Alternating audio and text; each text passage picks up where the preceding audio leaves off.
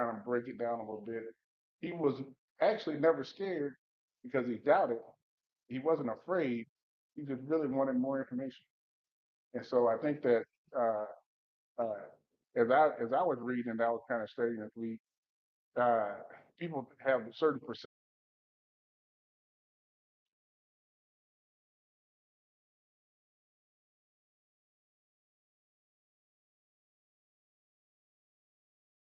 that said, standing at the intersection of faith and questions.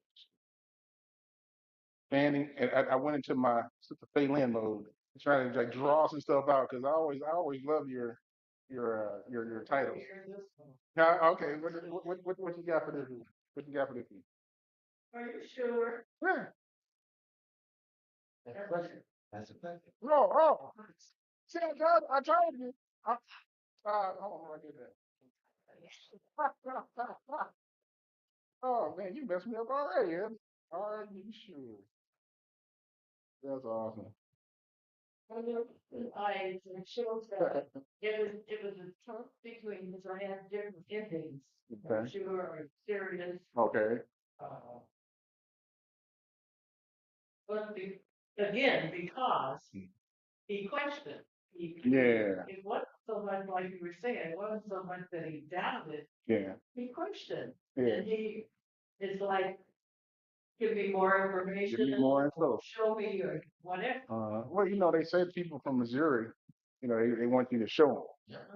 Yeah. I think the show me state. And I think for me, that's kind of the taste that I had on the lesson in general. I need to see it. Right. I need to touch the wounds and all that stuff. And I was thinking in general, just because even like in this day and age, we do the same thing.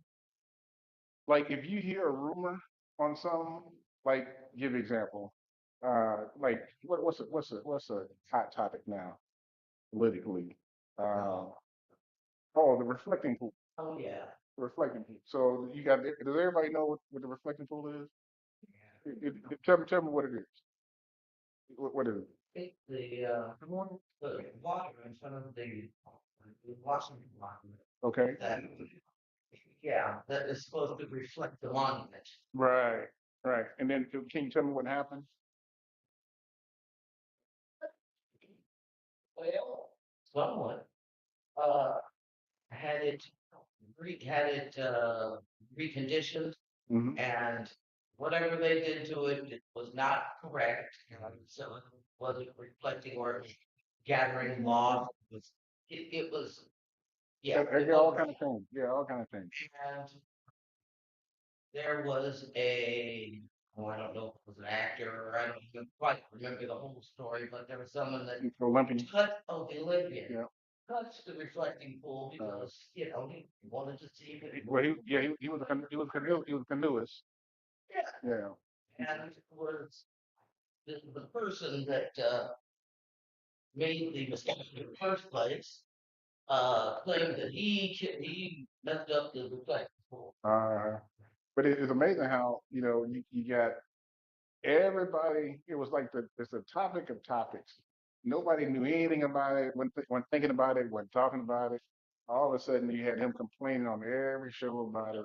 Just complaining. He wanted to arrest them. Wanted to arrest people. You had people, but it was just like people wanted to see proof. They wanted to know. They wanted to know from the rumors what's going on. Is it really something that's you know uh, did somebody actually take a knife and gash it? Because they didn't just take somebody's word. You follow what I'm saying? Hopefully I'm tying this in right. They didn't want to take somebody's word, so they needed more what? Sure. They needed more proof. Yeah. They needed more proof. They needed to go and see. They wanted to touch the what? The pool. They wanted to see where is it that you're saying that is coming up. That so they weren't necessarily they didn't become doctors back then. See, you find out with all the other stuff. So I deal with contractors all the time. All the time. My whole life has been governed by contractors that do amazing work and contractors that do shoddy work. And I get caught in between of all of it. and I'm like the Matrix, man. I'm like,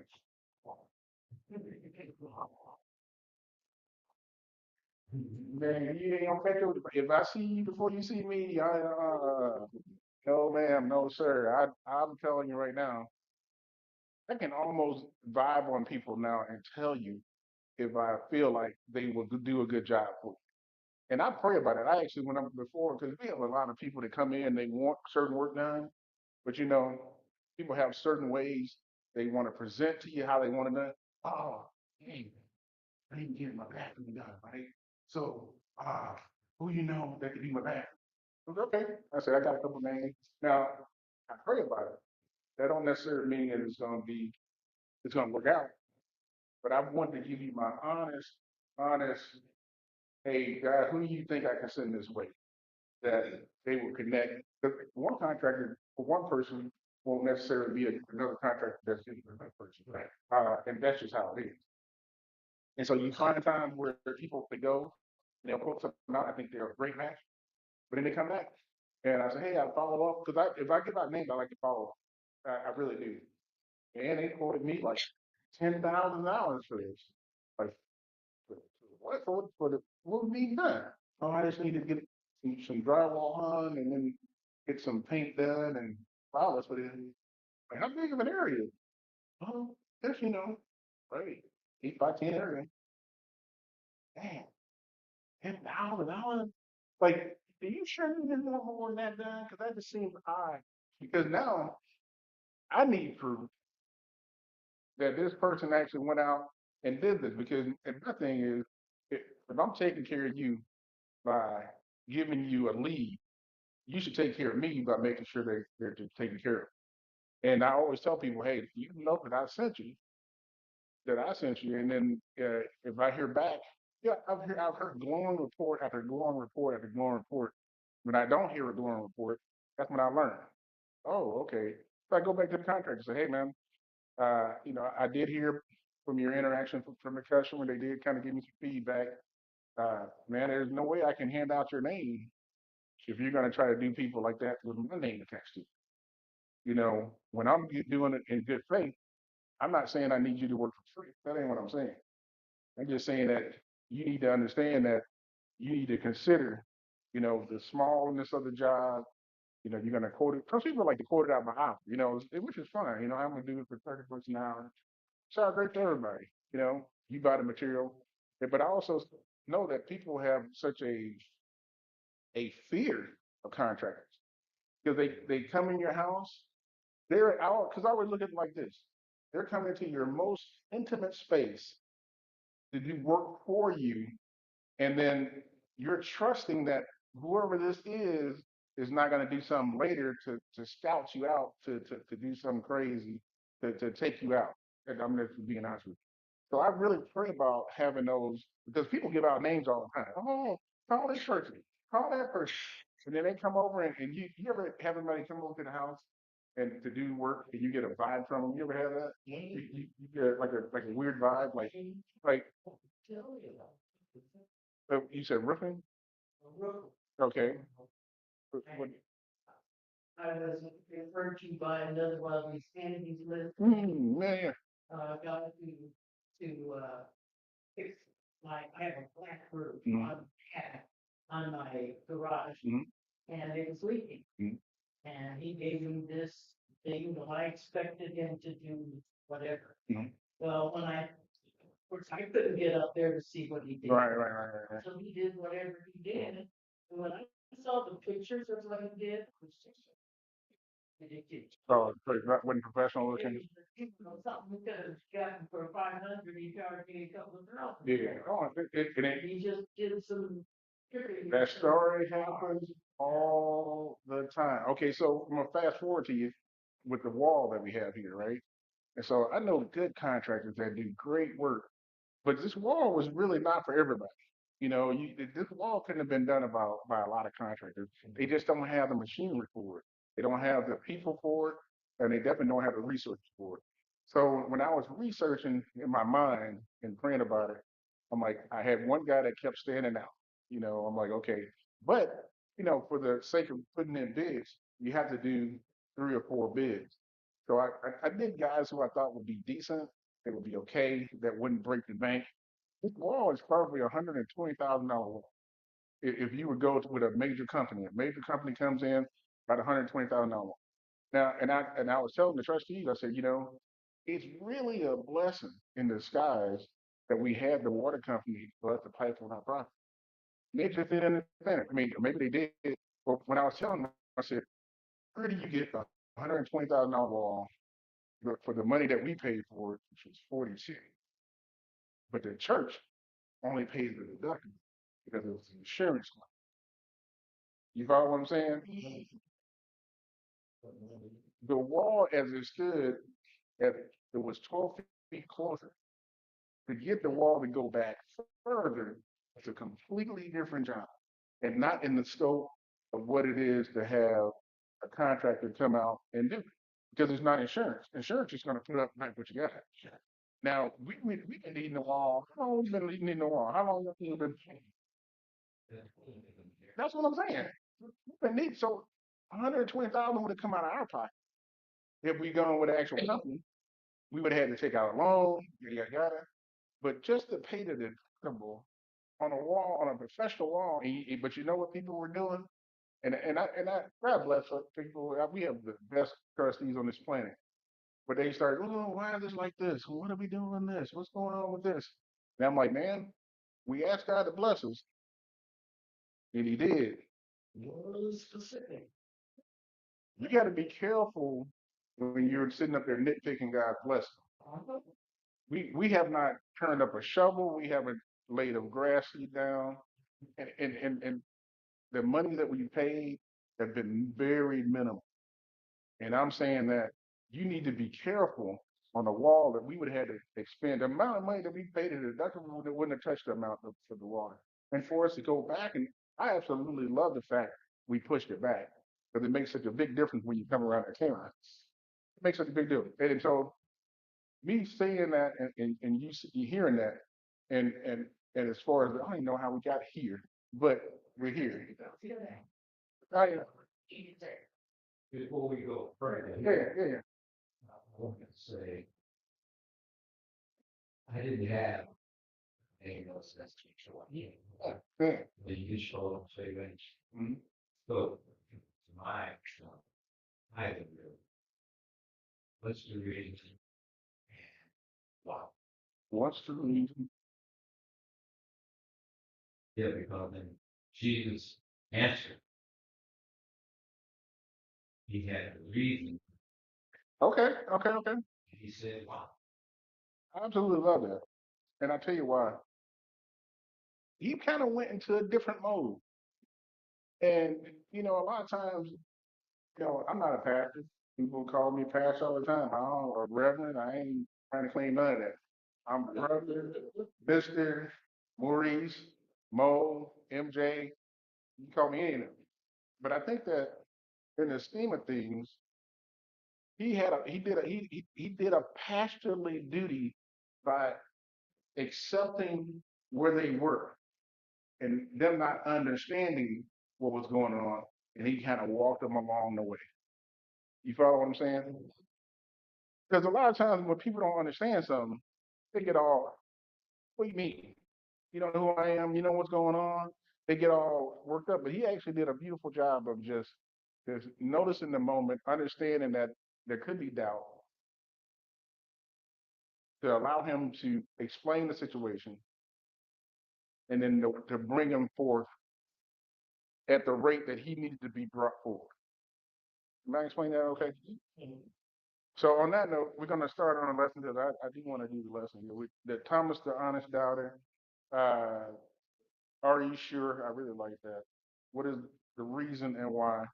Brother Daniel, can you read the key verse and then read down to 16, 14, 15, 16? Jesus said to Thomas, put your finger here and see my hand. Reach out your hand and put it in my side. Do not doubt, but believe. Then Jesus told them plainly, Lazarus is dead. For your sake, I am glad I was not there so that you may believe. But let us go to him. Thomas, who was called the twin, said to his fellow disciples, let us also go that we may die with him. Uh, Isn't that wild?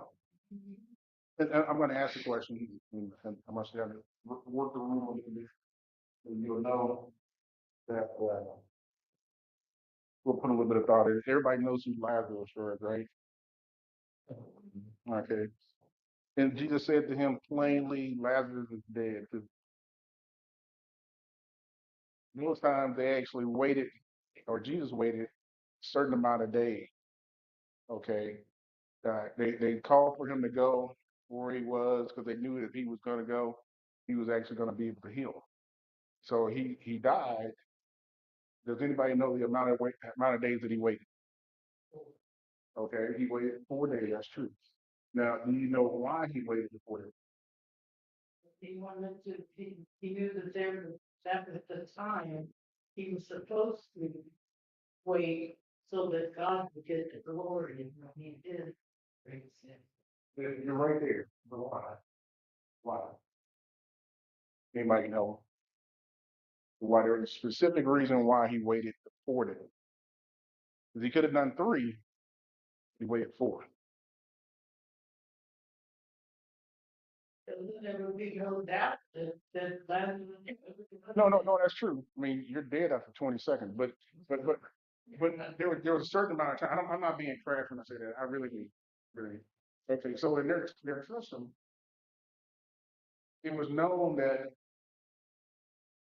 3 days was the time that your body may be limp, but your spirit is still present. And they believe that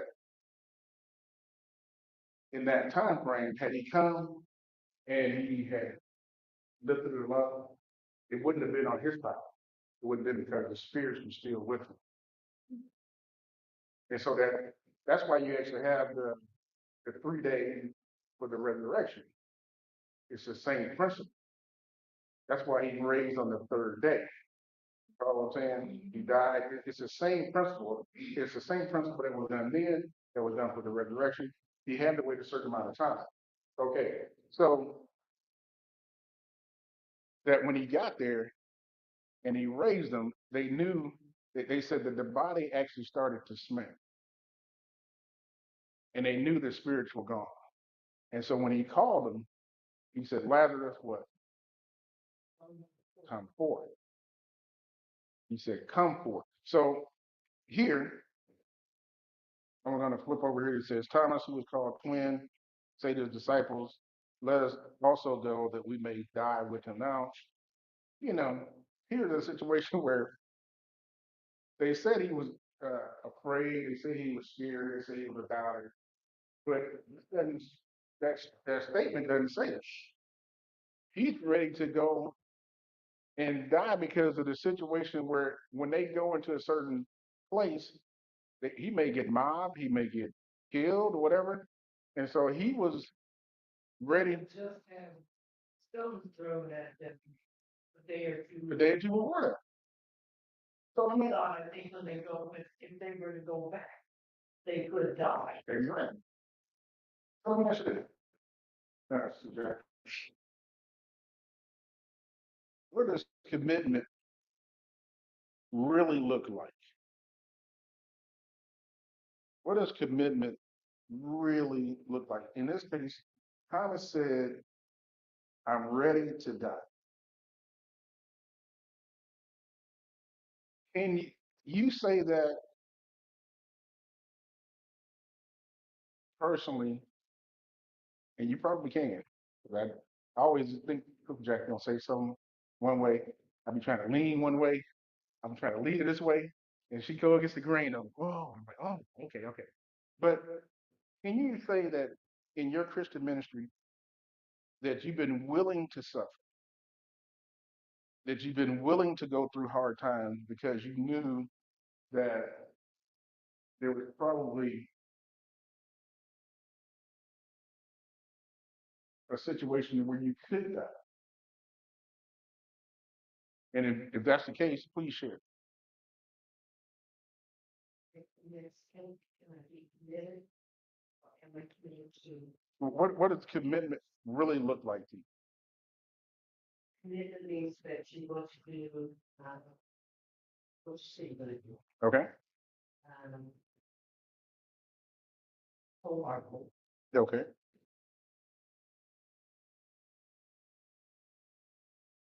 And what's your next? Okay. But are you willing to suffer?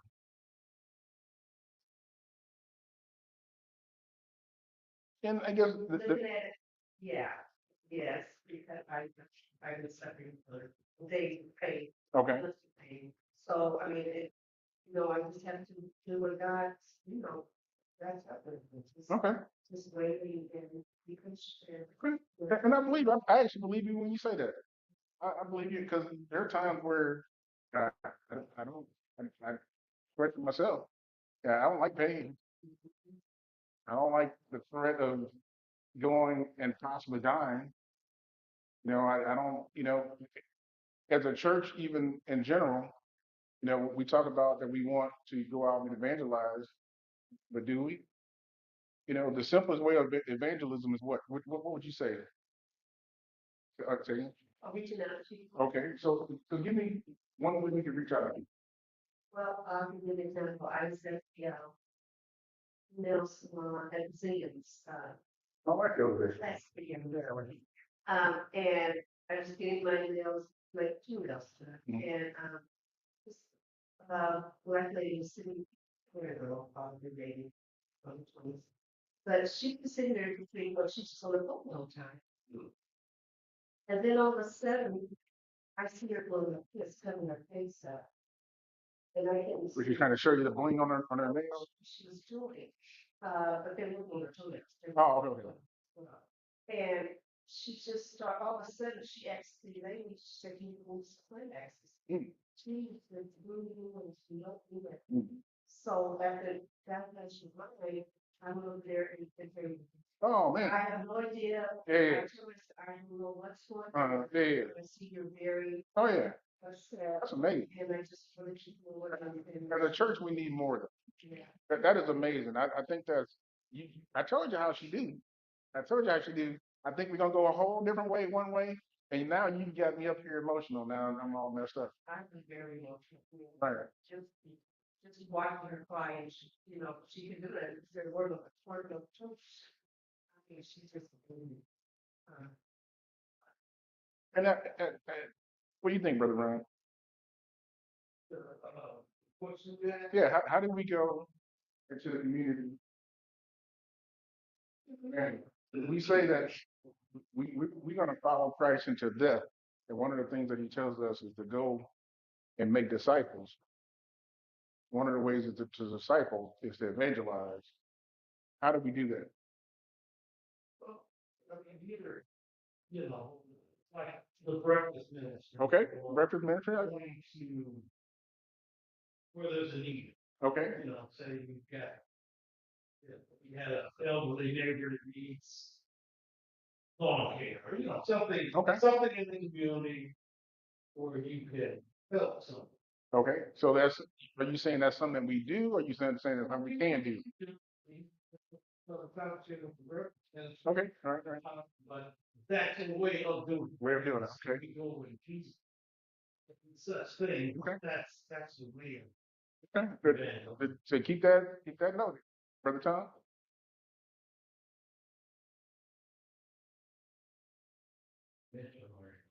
Okay. All right. And he is actually a mentor. Just to let you know. Yes. Brother Tom is a mentor. He is a mentor. So he's not just saying it because he's just saying it. He's saying it because he does it. But go ahead. I didn't want to cut you off. I just want to let that be the baseline. When we mentor, as a mentor to mentee, Okay. there's an obligation to you minister to mentee. that you're doing things with them, not just during school, Mm. but it's a lifelong relationship. Right. And when you communicate to these young people, you have to be careful that you're not just saying, Okay. you have to go through these things of prayer. Okay. And they start opening up to you. Mhm. You have to make sure that you ground the spirit, so you're not the Yeah. and what's from it, Right. you know.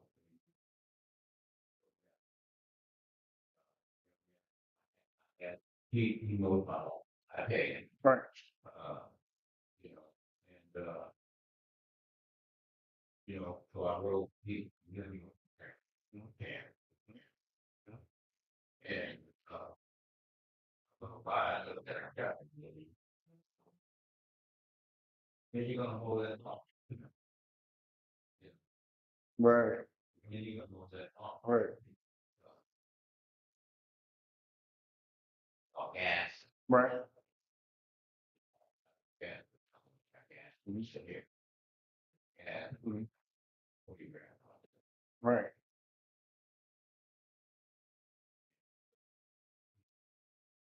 And he wow. Okay. So not just hearing words from Right. walking with me as I go my life. Right. And actually helping me. He showed that he's willing to help people. Well, he didn't have to go with me, but he's been twice and he enjoyed it. Nice.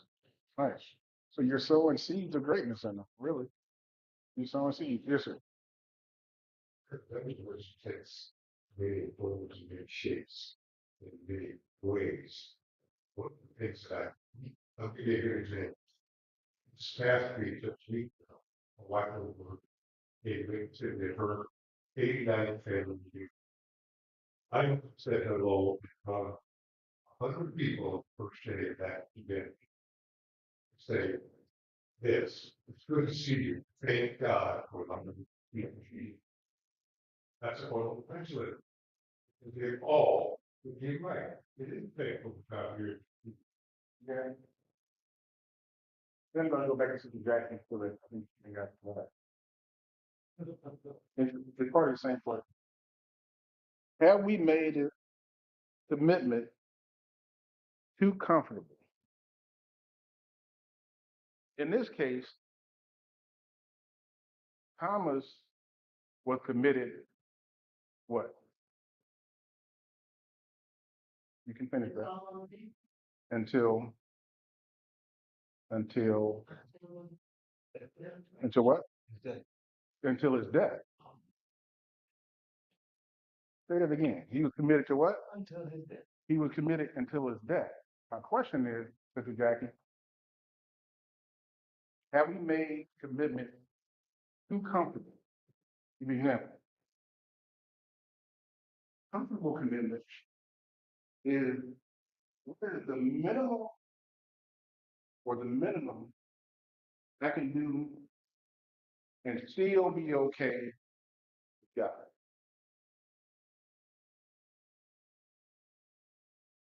What is the minimum? Because Thomas was committed into what? Being committed to death puts you in a whole different mindset than just being comfortable to be comfortable. Hey, I'm going to go ahead and give a McDonald's gift card because I'm a Christian and here I am to make myself look good. I had to watch that for myself. Because I'm kind of floating on air look at Jesus Jr. over here giving out McDonald's gift cards. But am I committed until death, Brother Bob? That's what this lesson put me. Because a lot of times when we talk about evangelism and going and putting ourselves out there, Elder Lane one time told us we had a gentleman that was out on the front porch out here that was not dressed in a suit. He was not, cleaned up, whatever. He was just laying out there, and Elder said, "Hey, Brother Jonathan, can you go check on him?" I'm like, "Check on who?" Well, he just out on the front porch. I'm like, "Okay, Brother Dan, you go with me." And I think Brother Bob was with me. And we went out there and just checked on him. We were just, "Are you okay? Do you need to come inside?" It took the guy by surprise because he probably is used to people saying, "Get away." We're going to call the police. A minute until death looked different. Do you agree? Why? Well, for the example, my best friend passed away in June, and I can go. we found out they, that she had brain cancer, Mm. metastasized. They had moved to Panama, Panama, and they moved her back to Louisiana for her doctor's for care. And and we talked on the phone. She wanted to see my face when she talked when we were this. Big time. And so going back and forth, for 3 weeks. Can you say she passed away when? And so she That's she do that's what she's just right. and but like before she died, I mean we were still talking to each other. She called me at 6:12 on Friday morning. Mm. So I went to the call flight about 6:30 I called her back. Mm. She said, I said, no, we're good. She said, he said, because I'm just waiting that. Mm. He said, well, she gone this way. Mm. And she said, well, I'm going to leave and I'm going to be out of here in 2 days. Wow. I said, oh, you're in that hospital? He said, no, I'm in this earth. And they're children, Yeah, 2 days ago. and the conversation we had, first we just said, don't cry. Mm. She said, I want to tell you how much I love you. Right. I appreciate our Right. relationship and all the memories that we made. Mm. And that was on this Friday morning, and that we did push last Yeah. night. And I, when she told me, she said, I want you out there for the whole thing. Right. So then we was the other day. So when she passed away, we went to Louisiana to Homeboy. And it was beautiful. I mean, and she told me she wanted you there, and then she wanted to be cremated. Mm. And she said it would be cremated in Panama. Right. She just bought a home. She was saying that Mm. February when we went to Panama for her cremation. Wow. But I mean, I felt like I was committed to her Right. Right. the whole time. Right. You know, Minutes it's still something still in touch with John calls us all the time. Wow. The boss that is so great. And we, And so they're just our family. yeah. And yeah, so I continue to, keep in contact with you and kids and The ministry of being present is a big ministry. And there are a lot of people out here that are out in the world that don't get that, that need it and don't know they need it. And so back to the evangelism piece, being able to go and understanding that we should be committed until death to put a different face in your mind that evangelism is for them to live and for us to be able to do and do the role that we've been called out to do. If you wake up in the morning, you should have an evangelism piece on your mind that when you see someone, it should take over your mindset that because they have a soul, you want them to be saved. If you're going along this piece and you've gone 1 week, 2 weeks, 3 weeks, 3 months, and you haven't gone through that route of saying, I'm in this until death, I'm here to tell you, because you've heard it now. You can't say that you have not heard it, that like Thomas, we're with Jesus until death. And that's the message that we should be giving. Amen. Amen. Sister Donna, I'm going to have you pick it up there. If you can read the next four verses, 5, 6, 7, and 8. Thomas said to him, Lord, we do not know where you are going. How can we know the way? Jesus said to him, I am the way and the truth and the life. No one comes to the Father except through me. If you know me, you will know my Father also. From now on, you do know him and have seen him. Philip said to him, Lord, show us the Father, and we will be satisfied. All right. This may be a different take on how they meant this, but this is the take that I got. It says, Thomas said to him, Lord, we do not know where we're going. And my question to you is, Adonis, in this moment, how you're receiving this text, how you see it, I just want you to kind of meditate on the fact that why do we struggle with being honest with God? Because a lot of times in that same context, we're too proud to even say that I don't know what you're talking about. I don't know where we're going. I don't know what we're doing. But in this case, he asked the question, Lord, we don't know where we're going. How can we know the way? Even in prayer, we won't pray what's really on our heart. We try to make it sound good. We try to make it cute. You agree with me, Elder, on that? We try to sweeten it up so the word sounds sweet. I try to be as vulnerable now and as honest now in my prayer now because hey, God knows who I am anyway.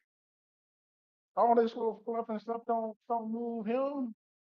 He already know where my heart at. So my question is, why do we struggle to be honest with God?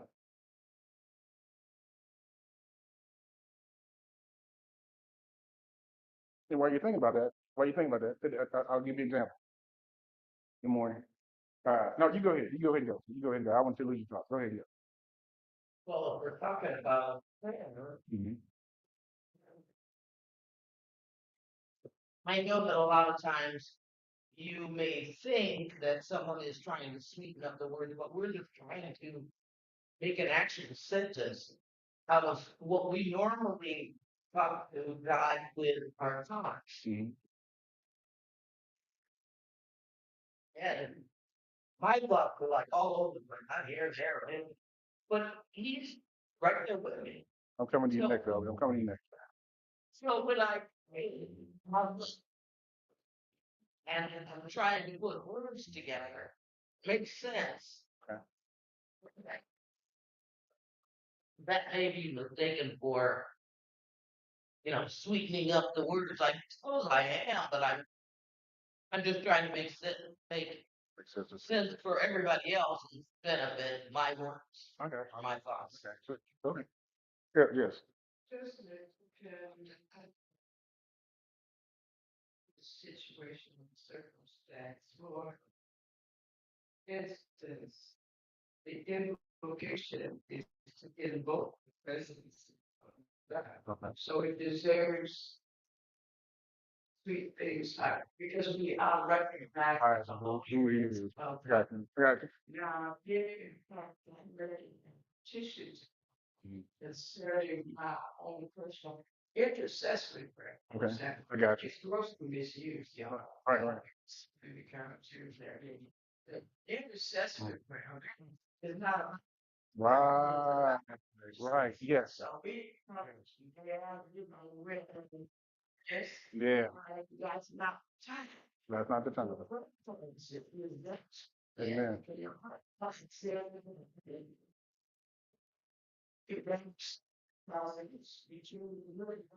It's something that your own Mm. it could be me or where you're from. You want to talk to in that space, perhaps a relative to a leader it has something to do with the shame that we feel when we approach a holy God. Oh, okay. The humility that we feel when we consider that despite our undoneness, this God who is holy, this God who sits high and looks low, this God who is so forgiving, so loving, so merciful, so kind, forgives me. And here I am, I messed up again. Mm, man.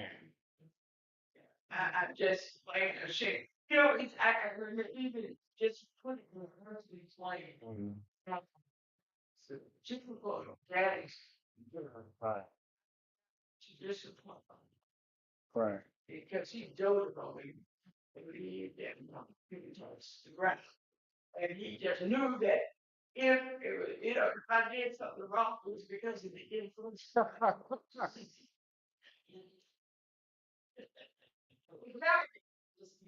His just shit. Oh man. Well, You know, whatever we stand for it. And, you know, just, you know, I mean, does something wrong. great. Really, it was hard. You know, the kids were running. There's really nothing he needed to do to punish me because I was so hurt that I didn't know that here. And that's the way as we mature, we face God. We feel like, wow, That's really good. you know, you know, and I think the older you get, and the more mature you get, Yeah. the spiritual journey. Right. You know, there was a time when there's other things that guys would do that. So they do Yeah. not justify. Yeah. No. Yeah. No. No. No. Right. Right. Right. Right. Amen. Yeah. You know, who I learned. Right. And I'm maturing. That's like the gaps, you know, check on this, you know, but today, you know, my statement is I don't really want to embarrass God. Mm. I don't want to bring reproach on the cross. And so Man. that tempers, you know, my tongue. It tempers what I do. It tempers what I say. But, you know, just even though, Yeah. yeah, Your time. yeah, I was talking to somebody at work, and I don't want to go too far down this trail, but back you what you were saying how you're tempered because you knows whose you are and you don't want to embarrass them. I was talking to a cashier at my job, just random. I was going to the restroom and we had to go past the cashier to go to the restroom, then hi. And this young cashier, she's always smiling, always happy. Like she's always happy. And I'm not always happy, but she's always happy. I ain't just smiling and smiling. She's always smiling. How you doing? What's going on? I'm like, yeah, I don't need all that energy right now. It's 6:07 in the morning, bro. It's early. But man, right. So, yeah, like, you know, there's like, I just want to know, you see somebody that's in a certain way, you're like, what's what happened? They said, oh, I just came from, I think, the Philippines. She's like, no, just happy, you know. I said, so when are there times for the love when you're not happy? Like, it's time, right? Every time, right? And so he says, I do it, this is Sister Jackie moment. So he said, well, I'm not the happiest on Sunday. And I go, "Yeah, why are you not the happiest on Sunday? Like, why is that a certain day? She says, well, it's around the time when people get out of church and they start coming out to the job. We are the meanest, rattlesnakest people that she's ever been around. And it, from something that I just went and said hi to her, it floored me the rest of the week. it's for, I'm talking about, I'm just thinking about how in that moment she didn't have an agenda from around for the time. Wasn't trying to like, she didn't even know I went to church. I don't even tell her that. I was just saying good morning to her. Hey, how you doing? How you doing? I'm like, how you doing? And what's on? And that's where it started. So I started thinking to myself, boy, I don't work Sundays. And I'm the one that she's talking about. What's the one that when we get out of here, it's like, well, yeah, I'm gonna be the opposite. You know, to be the opposite. Joyce Meyer tells a story. I listen to Joyce Meyer all the time. She tells a story of how they went to a restaurant after a meeting. She called a meeting, and uh, the place was packed, and the waitress, you know, she was taking their order. She brought the drinks. Somebody bumped her, spilled it all over her husband. His name is Dave, I think it is. And so he said, Dave was like, oh, hey, that's cool. Don't worry about it. He actually gets up, goes to the manager and say, hey, look, there's no problem. We'll still take care of it. We'll pay for it. It's super busy in here. He goes out of the way. He goes and drives the stuff off. She's freaking out. And he's like, look, don't worry about it. We're still going to give you a tip. It's no big deal. Well, in the end, she found out how the story progressed along was that this young lady recognized Joyce Meyer, and she was starting her Christian walk. And the fact that they were so kind to her planted such a seed with her because of the fact that she was nervous bringing this stuff to him because she wanted to impress him.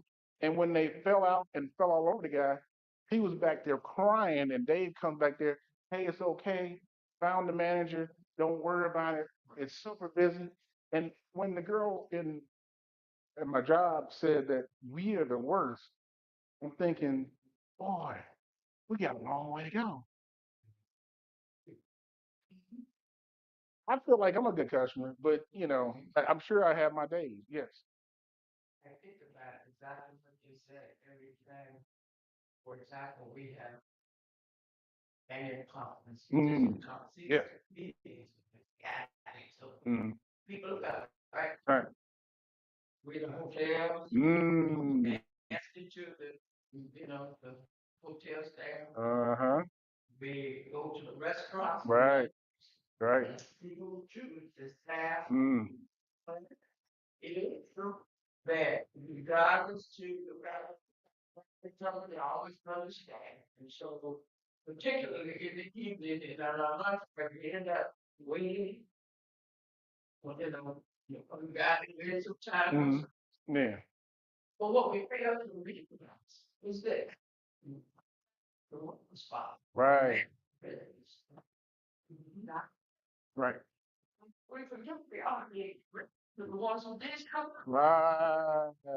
Yeah, amen. Amen. And so, instead of being Oh man. so the good doesn't good stay there and live and follow it into Right. not this cool.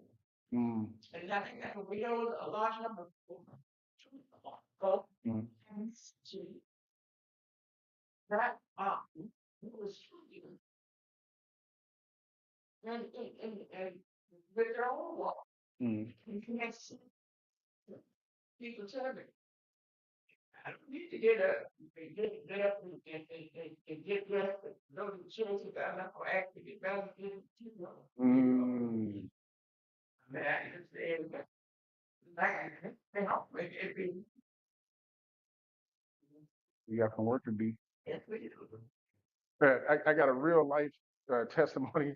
I'm not doing my testimony today, but at work this past week, Sister Ryan gonna give up as soon as we get done. So she gonna have to tell my wife or nothing, but I'll tell her. I'll tell her. I'm helping this guy, and people are nice to you when they want something from you. When they want, you follow me so far, they nice to you. Oh, hey, how you doing? I'm at work now. I'm at work mode. My whole job is to take care of you. My whole job. It's 1 minute. We're gonna say this and then we're gonna read through it. And so I'm helping the guy. He wants a part for something. It's not something we have readily available. We have access to where we can go and do what they call a chat. I'm chatting back and forth with the company. It's a live chat. So I'm chatting, and the chat person is telling me certain things. They're reading it in real time. Again, the guy was super nice when he first came up, needed something. As he's seeing the responses, he's scoffing. He's scoffing. And it went on for like 10 minutes. It went on for like 10 minutes, another 2, 3 more minutes. And now I'm starting to get annoyed. You follow what I'm saying? Because I'm actually going through the process of trying to help this guy, right? And all he's doing is just his niceness turned to meanness. Every other word he's saying, oh, I don't know why I have to go in here, blah, blah, blah, blah. And so I finally got to the point, good morning, good morning. And I finally got to the point, I said to the guy, I can't say exactly what I said. He could. I can't say exactly what I said because I said some stuff. But what did he say? Paraphrasing. We're gonna paraphrase. This is half feet. I said, look, man, you might not want to bite the hand that feeds you. And he said it like that. That was really nice. I'm just going to start that early. But I came for dude because he came for us. All I'm hearing is this, and so I'm thinking to myself, and I furthermore said, I can get up right now, and I can stop helping. I said, I don't need you thinking that this is a have to situation. I don't need to get abused when I come to work. I'm here to help you, but if you don't want to help, so you have to be customer serviceable. As And so as I started to stand up, and I was like, okay, no, I'm sorry. And I prayed about it later. I didn't pray about it in that moment because it could have elevated to something else, and it did. But my thing is, in a situation where we're supposed to be uh, lights for the world, I have my limits too. As a person, I have my limits too. So in that moment, I prayed about it later. Lord, thank you for not letting it help me further than it did. We switched up just like that. Switched up. And then when we got done, he shook my hand. Appreciate it, man. You did all this, all that. And I forgot it in mind like an elephant. I remember how you were. And I'm like, okay, well, hopefully the peace and the part that we ordered is cool. Because he just wanted to do to get away from me at that point. I didn't care what he ordered. Because how he acted was not professional. How he acted was not customer serviceable. And then you go to a place thinking that you can just do and say and do whatever you want. It ain't always the case. So we're gonna go ahead and try to get through this lesson here. We don't have much time left. Mr. Jackie, can you read us out? But Thomas was called to in one of the 12 was not them when Jesus came. So the other disciples spoke him. We have seen the Lord. But he said to them, unless I see the mark of the nails on his hands, and put my finger in the mark of the nails and my fingers in his side, I will not believe. A week later, his disciples were again in the house, and Thomas was with them. Although the doors were shut, Jesus came and there strong among them and said, peace be with you. Then he said to Thomas, put your finger here and see my hands. Reach out for your hand, put it on my side. Do not doubt, but believe. Thomas said to him, my Lord and my God. Jesus said to him, have you believed because you have seen me? Blessed are those who have not seen and yet come to be believed. Yeah, I'm gonna read that. You right. Soon Jesus showed himself and to the disciples by the sea of spirits, and he showed himself in this way. Gathered there together with Simon, Peter, Thomas, Paul, twin, Nathaniel of Cana of Galilee, and sons of Zebedee, and 2 others of his disciples. I'm not gonna go. I do have more notes. I do have questions.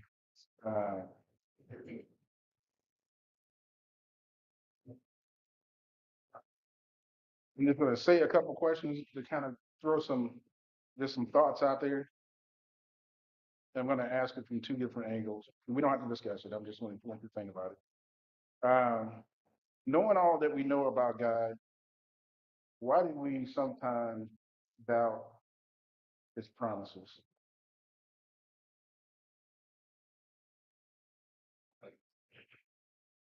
And two, how do we encourage the doubting people in our life?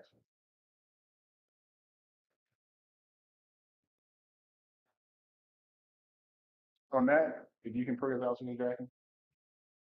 Oh, yeah, we were thankful for that, so that we completely, let those who understand about these executed to pray over us, watch over us, and guide our temple longer.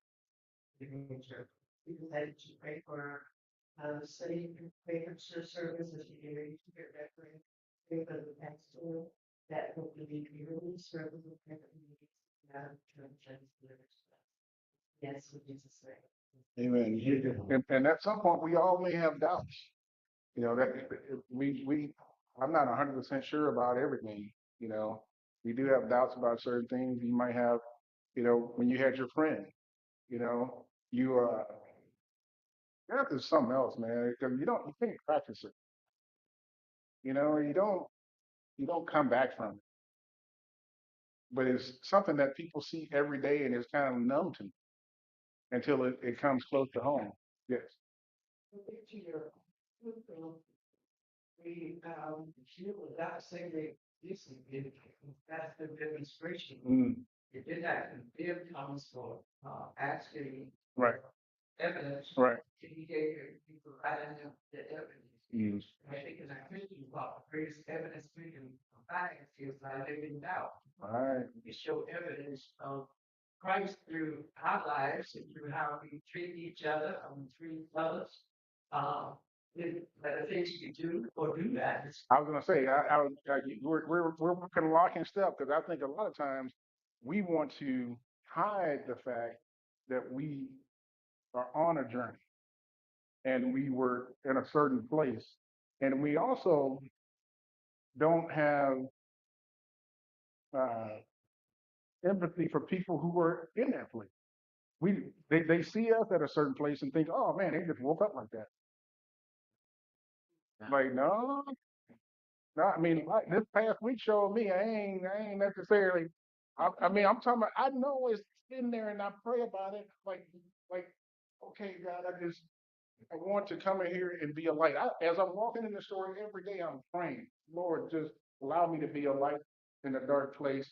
It's all kind of dark in my story. It's all kind of dark, but I want to be a light in the dark. Well, if you're praying for that, He's going to send it.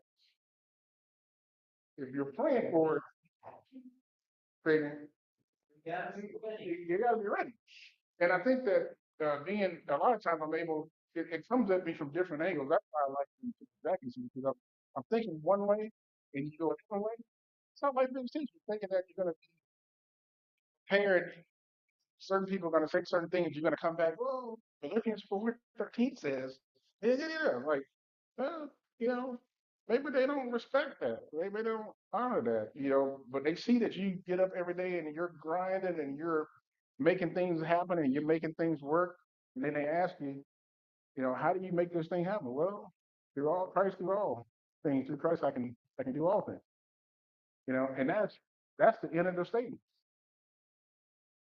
And they go, it makes them, they're intrigued by it. Like, who is this Christ that you talk about? Well, man, this is where I am. You're planting seeds if you're allowed to, and you don't know what type of ground that you're planting on. So you got to be just honest with God. God, look, just like Thomas was, I don't know where we're going. I don't know what's going on. So, but we're done. But I appreciate you guys again. I didn't expect to teach this week. I was actually waiting on Reverend Kim to come through the door. And here I am. But God has allowed me to be able to step in, and I'm grateful. And I'm thankful that you're gracious enough to walk with me on this. So that was a great class today. And is Reverend Kim coming back next week? I think so. Okay, all right. So we're gonna plan. I'm looking at the time, going, man, why am I here yet? And then it's a Paylin. Oh, she's not gonna be here this week.